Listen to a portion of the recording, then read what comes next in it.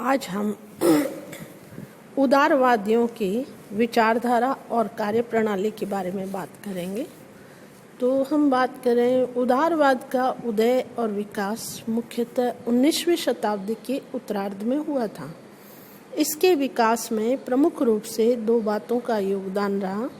प्रथम तो भारतीयों का ब्रिटिश जाति के संसर्ग में आना और दूसरा पाश्चात्य शिक्षा का भारतीयों पर प्रभाव। उदार युगीन नेता उच्च शिक्षित वर्ग का प्रतिनिधित्व करते थे। उनका दृष्टिकोण सर्वथा वैधानिक था। वे जिस वातावरण में पले थे उसमें सक्रिय राजनीतिक विचारधारा का स्थान नहीं था, अतः उदारवादी पूर्णतः राजभक्त थे। उनके हृदय में ब्रिटिश राज के प्रति कृतज्ञता के भाव थे। वे भारत में ब्रिटिश साम्राज्य को अभिशाप नहीं बल्कि वरदान समझते थे, इसलिए जी खोलकर ब्रिटिश शासन की सराहना करते थे। ब्रिटिश सरकार की न्यायप्रियता में उनकी अटल श्रद्धा थी।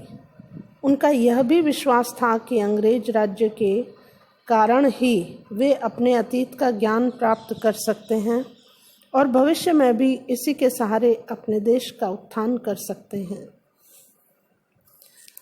उदारवादियों की विचारधारा और कार्यप्रणाली में हम पहले बात करें, ब्रिटिश सम्राट के प्रति उनकी राजभक्ति थी, उनकी अंधभक्ति थी। उनका कहना था कि भारतीयों को अपने शासकों से अनुनय विनय करके अपने देश के उत्थान में सहयोग देना चाहिए। डॉक्टर पट्टाभी सीतारमैया ने लिखा है कि राष्ट्रीय नेताओं का जोर इस बात पर होता था कि निश्चित रूप से अंग्रेज न्याय प्रिय और सच्चे होते हैं और यदि उन्हें भारत की समस्याओं का सही ज्ञान हो जाए तो वे सच्चाई से कभी नहीं हटते। उदारवादी ब्रिटिश शासन के समर्थक एवं प्रशंसक थे। वे असहयोग या क्रांतिकारी विचारों के विरोधी थे। कांग्रेसी उदारवादी नेता उच्च मध्यम वर्गीय घरानों के थे तथा अंग्रेजी शिक्षा से प्रभावित थे। दादाभाई नौरोजी, उमेश चंद्र बनर्जी, फिरोज शाह मेहता आदि नेताओं के हृदय में ब्रिटिश शासन के प्रति कृतज्ञता की भावना थी। उनका कहना था कि ब्रिटिश शासन ने ही भारत को आधुनिक सभ्यता के मार्ग पर अग्रसर किया है और स्वतंत्रता की भावना उत्पन्न की है। आदर्शवाद, तर्कवाद, शिक्षा और यातायात के साधनों द्वारा राष्ट्रीय चेतना को जन्म दिया और देश की बिखरी हुई जनता को एक सूत्र में बांधने का काम किया।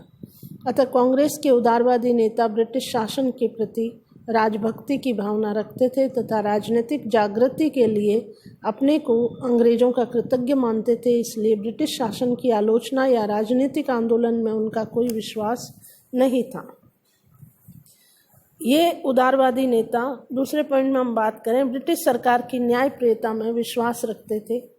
उनका मानना था कि ब्रिटिश सरकार उनके साथ न्याय कार्य करेंगे अगर वो संवैधानिक तरीकों से अपनी बात को उनके सामने रखेंगे तो ज़रूर से उनकी बात को मान लिया जाएगा।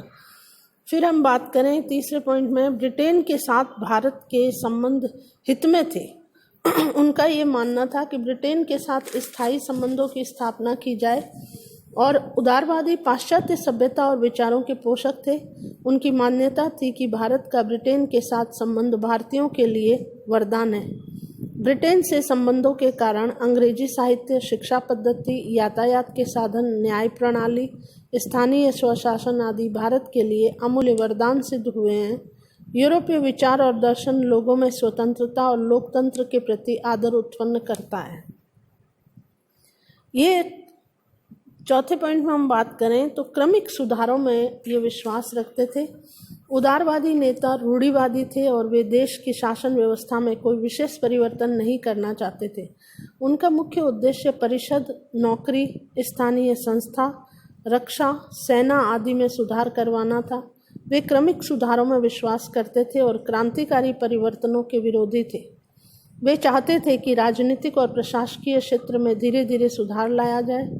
1906 में कांग्रेस अध्यक्ष के रूप में दादाभाई नौरोजी ने स्वशासन या स्वराज्य की मांग की थी और वह स्वशासन या स्वराज्य भी ब्रिटिश साम्राज्य की छत्र छाया में चूंकि उदारवादी किसी क्रांतिकारी परिवर्तन के विरोधी थे, इसलिए उन्होंने केवल एक छोटे मोटे प्रशासनिक सुधारों की मांग की।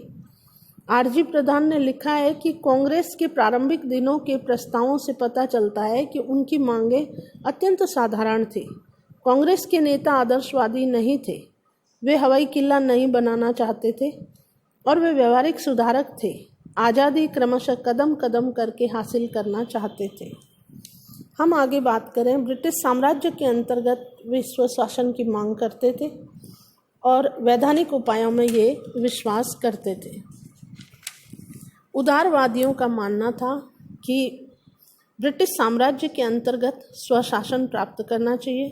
कांग्रेस के दूसरे अधिवेशन में सुरेंद्रनाथ बनर्जी ने जोरदार शब्दों में कहा कि स्वशासन एक प्राकृतिक देन है, ईश्वरीय शक्ति की कामना है।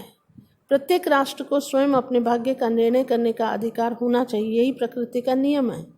ब्रिटिश साम्राज्य के से संबंध विच्छेद की तो वे स्वप्न में भी कल्पना नहीं कर सकते थे, इसलिए पूर्ण स्वतंत्रता की बात उनके मस्तिष्क में ही नहीं थी।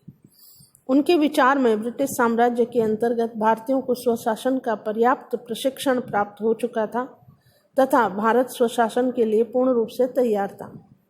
दादा भाई नौरोजी ने 1905 में अपने अध्यक्षीय भाषण में उपनिवेशों के जैसे स्वशासन या स्वराज्य का जिक्र किया था। उन्होंने कहा था कि हमारा उद्देश्य संयुक्त राज्य के समान स्वराज्य प्राप्त करना है। स्वशासन या स्वराज्य से उदारवादियों का आशय पूर्ण स्वतंत्रता कदापि नहीं था। संभवतः उन्होंने कभी भी यह नहीं सोचा कि औपनिवेशिक स्वराज्य किसे कहते हैं। वे तो ब्रिटिश साम्राज्य के अंतर्गत प्रतिनिधि संस्थाओं की मांग कर रहे थे। उदारवादी वैधानिक उपायों में विश्वास करते थे। उनका मानना था कि वे क्रांतिकारी उपायों को नहीं अपनाएं और सरकार के साथ संघर्ष करने की बात कभी नहीं करते थे, इसलिए वैधानिक संघर्ष में उनका पूर्ण विश्वास था। वे सरकार को बिल्कुल असंतुष्ट नहीं करना चाहते थे। हिंसात्मक और क्रांतिकारी उपाय तो उनके दिमाग में कभी आए ही नहीं, इसलिए उन्होंने प्रार्थना पत्रों, याचिकाओं, स्मरण पत्रों और प्रतिनिधि मंडलों द्वारा सरकार से अपनी न्यायोचित मांगों को मानने का आग्रह करते थे। अनेक विद्वानों का कहना है कि इस समय कांग्रेस की नीति प्रार्थना करने की मांगों के लिए लड़ने की नहीं थी। इस नीति को कुछ लोगों ने राजनीतिक भिक्षावृत्ति कहकर संबोधित किया है। उदारवादी अपने अधिकारों की याचना सरकार से बड़े विनम्र शब्दों में करते थे। उन्होंने सदैव वैधानिक आंदोलन द्वारा अपनी मांगों को मनवाने के लिए प्रयास किया। उन्होंने ऐसे उपायों को कभी स्वीकार नहीं किया जो सरकार के लिए अहितकर हो। उन्होंने सरकारी दमन, अन्यायपूर्ण कार्यों और कानूनों का विरोध भी वैधानिक तरीकों से किया। उन्होंने केवल जनता की इच्छाओं और भावनाओं को अपने प्रस्तावों तथा अन्य वैधानिक उपायों द्वारा सरकार के सामने बड़े नम्र रूप से प्रस्तुत किया। अतः प्रारंभ में कांग्रेस क्रांतिकारी संगठन नहीं था, उसकी बागडोर उदार राष्ट्रवादियों के हाथों में थी। इसने कभी भी वर्ग विशेष के हितों का समर्थन नहीं किया, वरन सभी प्रश्नों पर राष्ट्रीय दृष्टिकोण अपनाया था। आज हम इतनी बात करेंगे। आगे के टॉपिक में हम इस टॉपिक को आगे बढ़ाएंगे। धन्यवाद।